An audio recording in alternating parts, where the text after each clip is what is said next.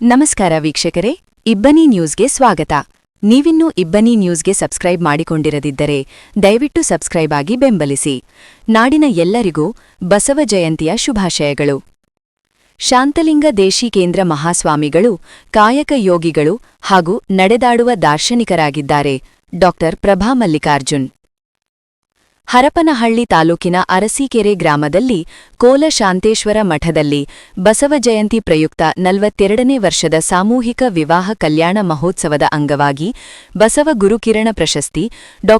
ನಿಷ್ಠಿ ರುದ್ರಪ್ಪ, ಖ್ಯಾತ ಸಾಹಿತಿಗಳು, ಕನ್ನಡ ಶ್ರೀ ಪ್ರಶಸ್ತಿ ಪುರಸ್ಕೃತರು ಬಳ್ಳಾರಿ.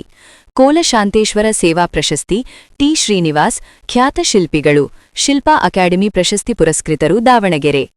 ಘನಮಠಾರ್ಯ ಪ್ರಶಸ್ತಿ, ಕವಳಿ ಬಸಪ್ಪ ಶೇಖರಪ್ಪ, ಖ್ಯಾತ ಅನುಭವಿ ಕೃಷಿಕರು ಕಾವಲಹಳ್ಳಿ ಪ್ರಶಸ್ತಿ ವಿತರಿಸಲಾಯಿತು. ಇದೇ ಸಂದರ್ಭದಲ್ಲಿ ಅತಿ ಹೆಚ್ಚು ಅಂಕ ಪಡೆದ ವಿದ್ಯಾರ್ಥಿಗಳಿಗೆ ಮಠದ ವತಿಯಿಂದ ಸನ್ಮಾನಿಸಲಾಯಿತು. ಸಾಮೂಹಿಕ ವಿವಾಹಕ್ಕೆ ಬಂದಂತಹ ಭಕ್ತಾದಿಗಳಿಗೆ ಪ್ರಸಾದದ ವ್ಯವಸ್ಥೆ ಮಾಡಲಾಗಿತ್ತು. ಇದೇ ಸಂದರ್ಭದಲ್ಲಿ ಶಾಂತಲಿಂಗ ದೇಶಿಕೇಂದ್ರ ಮಹಾಸ್ವಾಮಿಗಳು ಸಾನ್ನಿಧ್ಯ ವಹಿಸಿದ್ದರು. ವಿಶೇಷ ಆಹ್ವಾನಿತರಾಗಿ ಡಾ. ಎ.ಎಂ. ವಿಶ್ವನಾಥ್, ಇತಿಹಾಸ ಸಂಶೋಧಕರು ಮೈಸೂರು, ಬಿಡಿಸಿಸಿ ಬ್ಯಾಂಕ್ ನಿರ್ದೇಶಕ ವೈಡಿ ಅಣ್ಣಪ್ಪ, ಪಿಎಸ್ಐ ವಿಜಯ್ ಕೃಷ್ಣ, ಹೊಸಕೋಟೆ ಶರಣಪ್ಪ, ದಗ್ಗಿ ಬಸಾಪುರದ ವೀರಬಸಪ್ಪ, ಅರಸೀಕೆರೆ ಬಿ ರಾಮಣ್ಣ, ಎಎಚ್ ಕೊಟ್ರೇಶ್, ಯರಬಳ್ಳಿ ವಿಜಯಕುಮಾರ್, ಬಸಾಪುರದ K Manjunath, I Salam Saheb, K Lakshmi Mahantesh, Ittigihalli Basavaraj, Hadadi Ajjappa, AH Akash, ಸುತ್ತಮುತ್ತಲ ಹಳ್ಳಿಯ ಮುಖಂಡರು, ಗ್ರಾಮಸ್ಥರು, ವಧೂವರರು ಹಾಗೂ ಮಠದ ಭಕ್ತಾದಿಗಳು ಹಾಜರಿದ್ದರು. ವರದಿ ಮಹೇಶ್, ಅರಸೀಕೆರೆ.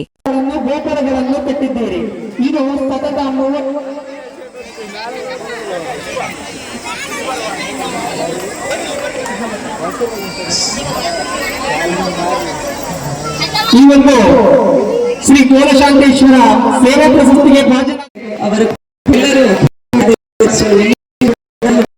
ವೈವಾಹಿಕ ಶುಭಾಶಯ. ಇವತ್ತಿನ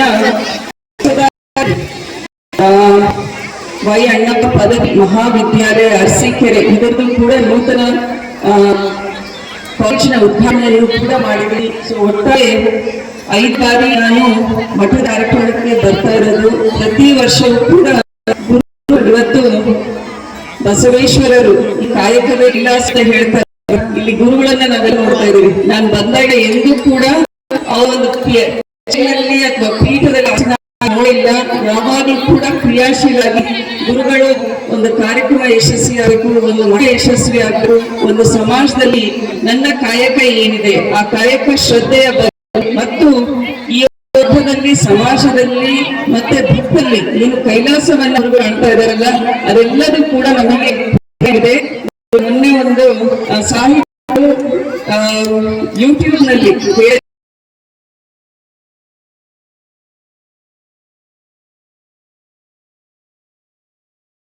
ಅವರ ಎಲ್ಲರೂ ವೈವಾಹಿಕ ಶುಭಾಶಯ. ಇವತ್ತಿನ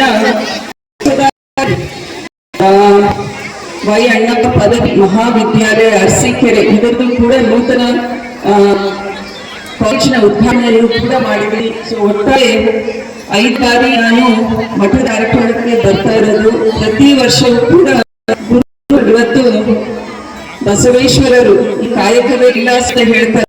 ಇಲ್ಲಿ ಗುರುಗಳನ್ನ ನಾವೆಲ್ಲ ನೋಡ್ತಾ ಇದೀವಿ. ನಾನು ಬಂದಾಗ ಎಂದೂ ಕೂಡ ಆ ಒಂದು ಅಥವಾ ಪೀಠದಲ್ಲಿ ನೋಡಿಲ್ಲ.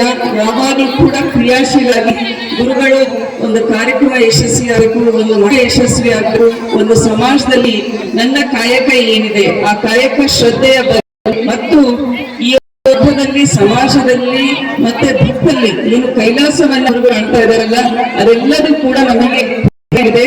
ಮೊನ್ನೆ ಒಂದು ಸಾಹಿತ್ಯ ಯೂಟ್ಯೂಬ್ ನಲ್ಲಿ ಸುರೇಶ್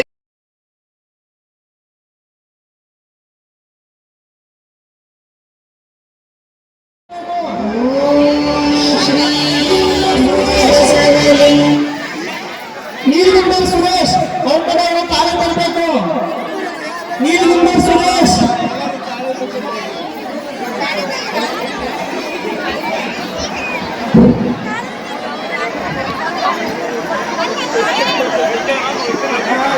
ಬಿಟ್ಟು ಸಮ ಸಮಾಜ ಮತ್ತು ಯಾವುದೇ ಒಂದು ಲಿಂಗ ಜಾತಿ ಇರಲಿದೆ ಉತ್ತಮ ನಾಗರಿಕತೆ ಅನ್ನೋದನ್ನ 12ನೇ ಶತಮಾನದಲ್ಲಿ ಬಸವಣ್ಣನವರು ದಾರ್ಶನಿಕ ರೀತಿಯಲ್ಲಿ ಒಂದು ಪಾರ್ಲಿಮೆಂಟ್ಗೆ ಸೃಷ್ಟಿ ಮಾಡಿದ್ರು. ಅದೇ ಪಾರ್ಲಿಮೆಂಟ್ನ ಈಗ 21ನೇ ಶತಮಾನದಲ್ಲಿ ನಮಗೆ ಏನು ಸ್ವಾತಂತ್ರ್ಯ ದೊರಕಿದ ನಂತರ ಪಾರ್ಲಿಮೆಂಟ್ ರಚನೆ ಆಗಿದೆ.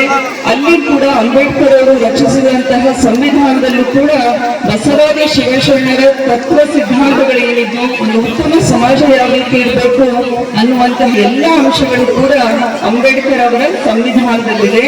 ಮತ್ತೆ ಇವತ್ತು ನನ್ನ ಏನು ಕಥೆಯನ್ನ ಹೇಳ್ಬೇಕು ಅಥವಾ ಸನ್ನಿವೇಶ ಅಂದ್ರೆ, ಒಮ್ಮೆ ಅನುಭವ ಮಂಟಪದಲ್ಲಿ ಎಲ್ಲ ಶಿವಶರಣರಿಗೆ ಭಕ್ತರಿಗೆ ದಾಸೋಹ ಅಂದ್ರೆ ಉಣಬಡಿಸ್ತಾರೆ. ಅವಾಗ ಅಲ್ಲಿ ಪ್ರಭುಗಳು ಬಸವಣ್ಣನವರಿಗೆ ಕೇಳ್ತಾರೆ, ನನಗೆ ಯಾಕೆ ಊಟ ಬಡಿಸ್ತಾ ಇಲ್ಲ ಬಸವಣ್ಣ ಅಂತ ಕೇಳ್ತಾರೆ. ಅವಾಗ ಬಸವಣ್ಣನವರ ಹನುಮ ಪ್ರಭುಗಳಿಗೆ ಕೇಳ್ತಾರೆ ಅಂದ್ರೆ, ಇವತ್ತು ನಮ್ಮ ಕಾಯಕ ಮಾಡಿಲ್ಲ ನಾವು, ನಮ್ಮ ಕಾಯಕ ಗುರುಗಳೇ ಈ ಕಡೆಯಿಂದ ಕಸ ಗುಡಿಸ್ಕೊಂಡು ಬನ್ನಿ, ನಾನು ಇನ್ನೊಂದು ಕಡೆಯಿಂದ ಕಳಿಸ್ಕೊಂಡು ಬನ್ನಿ. ನನ್ನ ಕಾಯಕವನ್ನ ನಾನು ಕೈಲಾಸದ ರೀತಿಯಲ್ಲಿ ಹೋದಾಗ ಮಾತ್ರ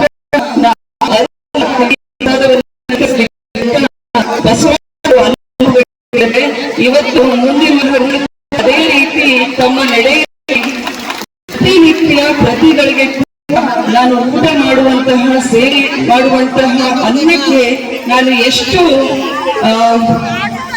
ಹೇಳ್ಬೇಕು, ನಾನು ಎಷ್ಟು ಅರ್ಹರಿದ್ದೀನಿ ಅನ್ನೋ ರೀತಿಯಲ್ಲಿ ಗುರುಗಳು ತಮ್ಮ ದಿನದ ಬದುಕಿನಲ್ಲಿ ಕಾಯಕಕ್ಕೆ ಬಹಳನೇ ಶ್ರೇಷ್ಠತೆಯನ್ನ ಕೊಡ್ತಾ ಇದ್ದಾರೆ.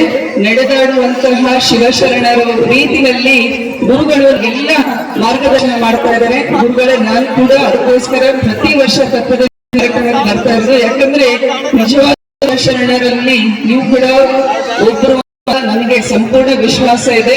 ನಾವೆಲ್ಲ ಭಕ್ತರು ಕೂಡ ದಿನನಿತ್ಯದ ಬದುಕಿನಲ್ಲಿ ಯಾವ ರೀತಿ ಅಂತಂಗ ಬಹಿರಂಗ ಶುದ್ಧಿ ಅಂತ ಹೇಳ್ತೀವಿ. ನಿನ್ನೆ ಕೂಡ ಸುಮಾರು 5 ದೇವಸ್ಥಾನಗಳ ಕಳಸಾರೋಹಣ ಪ್ರಾಣ ಪ್ರತಿಷ್ಠಾಪನೆ ಕಾರ್ಯಕ್ರಮದಲ್ಲಿ ಭಾಗಿಯಾಗಿದೆ. ಆದ್ರೆ ಇದು ದೇವಸ್ಥಾನದಲ್ಲಿರುವಂತಹ ದೇವರು ಏನು ನಾವೆಲ್ಲರೂ ಭಕ್ತಿಯಿಂದ ಹೋಗಿ ಪೂಜೆ ಮಾಡ್ತೀವಿ, ಅದೇ ರೀತಿ ನಮ್ಮ ಮನಸ್ಸು ನಮ್ಮಲ್ಲಿರುವಂತಹ ದೇವರು ಅಂದ್ರೆ ಆ ಒಳ್ಳೆ ಮನಸ್ಸನ್ನ ನಾವು ಕೂಡ ಶುದ್ಧೀಕರಣವಾಗಿ ಇಟ್ಕೋಬೇಕು. ಒಳ್ಳೆಯ ವಿಚಾರಗಳನ್ನ ಆಲೋಚನೆಗಳನ್ನ ಇಟ್ಕೊಂಡು ಸಮಾಜದಲ್ಲೂ ಕೂಡ ಒಳ್ಳೆಯ ಕೆಲಸಗಳನ್ನ ಮಾಡ್ಕೊಂಡು ಬರೋಣ. ಇವತ್ತು ಕೂಡ ಸುಮಾರು 30 ಜೋಡಿಗಳಿಗೆ ನಾವೆಲ್ಲರೂ ಕೂಡ ಅಕ್ಕಿ ಕಾಳು ಹಾಕಿ ಆಶೀರ್ವಾದ ಮಾಡ್ತಾ ಇದ್ದೀವಿ.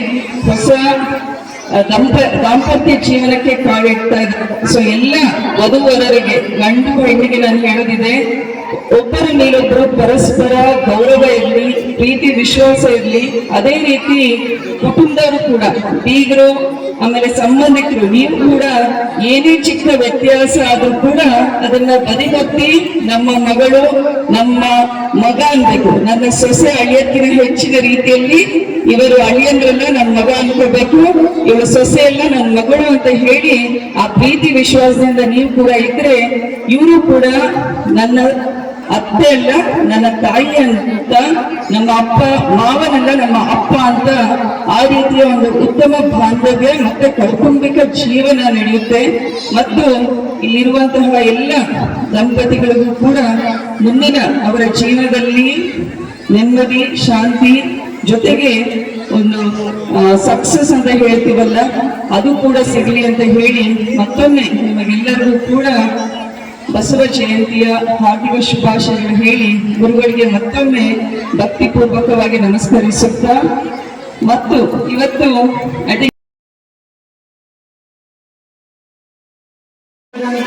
ಶಿಲ್ಪಿಗಳಿದ್ದಾರೆ, ಸಾಹಿತಿಗಳಿದ್ದಾರೆ ಮತ್ತು ಇನ್ನೊಬ್ರು ರೈತರಿದ್ದಾರೆ, ಪ್ರಗತಿಪರ ರೈತರಿದ್ದಾರೆ. ಸೊ ಎಲ್ಲರೂ ಕೂಡ ನಿಮ್ಮ ಮುಂದಿನ ಬದುಕಿನಲ್ಲಿ ಯಶಸ್ಸು ಸಿಗಲಿ, ನೀವು ಕೂಡ ಸಮಾಜಕ್ಕೆ ಒಳ್ಳೆಯ ದಾರ್ಶನಿಕರಾಗಿ ನಮ್ಮನ್ನು ಗೈಡ್ ಮಾಡ್ತಾ ಇದ್ರಿ. ಮತ್ತು 35 ಎಕರೆ ಅಲ್ಲ ಇಲ್ಲಿ ನೋಡ್ರಿ, ಒಂದಲ್ಲ ಎರಡಲ್ಲ 35 ಎಕರೆ ಜಮೀನನ್ನ ಗುರುಗಳು ಅವರೇ ಸ್ವತಃ ಅಲ್ಲಿ ನೀರು ತಗೊಂಡು ಹೋಗೋದಂತೆ, ಬಿತ್ತನೆ ಮಾಡೋದಂತೆ, ಕಳೆ ತೆಗೆಯೋದು ಎಲ್ಲದನ್ನು ಕೂಡ ಗುರುಗಳೇ ಮಾಡ್ತಾರೆ. ನಾನು ಕೂಡ ಒಂದ್ಸಲ ಬಂದಾಗ ಏನ್ ಹೇಳಿದ್ರು ಅಂದ್ರೆ, ಗುರುಗಳು ಎಲ್ಲಿದ್ದಾರೆ ಅಂದ್ರೆ ಏನ್ ಹೇಳಿದ್ರು ಕೇಳಿ, ಗುರುಗಳು ಅಲ್ಲೆಲ್ಲೋ ಹೈಯರ್ ಕರೆಂಟಿನ ಕೆಲಸ ಮಾಡ್ತಾ ಇದ್ದಾರೆ ಯಾಕಂದ್ರೆ ಇಲ್ಲಿ ಬರಕ್ಕೆ 5 ನಿಮಿಷ ತಡ ಆಗುತ್ತೆ ಅಂತ ಹೇಳಿದ್ರು. ಯಾಕೆ ಯಾರು ಅಸಿಸ್ಟೆಂಟ್ ಇಲ್ಲ ನಿಮ್ಮ ಮಠದಲ್ಲಿ ಅಂತ ಕೇಳಿದ್ರೆ, ಗುರುಗಳು ಅಷ್ಟು ಫಾಸ್ಟ್ ಇದ್ದಾರೆ. ಯಾರಾದ್ರೂ ಅಸಿಸ್ಟೆಂಟ್ ನಡ್ಕೊಂಡು ಬರೋ ಅಷ್ಟರಲ್ಲಿ ಗುರುಗಳೇ ಆ ಕೆಲಸ ಮಾಡಿ ಮುಗಿಸಿರ್ತಾರೆ. ಸೊ ಆದ್ರಿಂದ ನಾವು ಕೂಡ ಎಲ್ಲರೂ ಇಷ್ಟೇ ಕ್ರಿಯಾಶೀಲರಾಗಿರೋಣ. ಮತ್ತೊಮ್ಮೆ ಎಲ್ರಿಗೂ ಕೂಡ ಬಸವ ಜಯಂತಿಯ ಹಾರ್ದಿಕ ಶುಭಾಶಯಗಳು.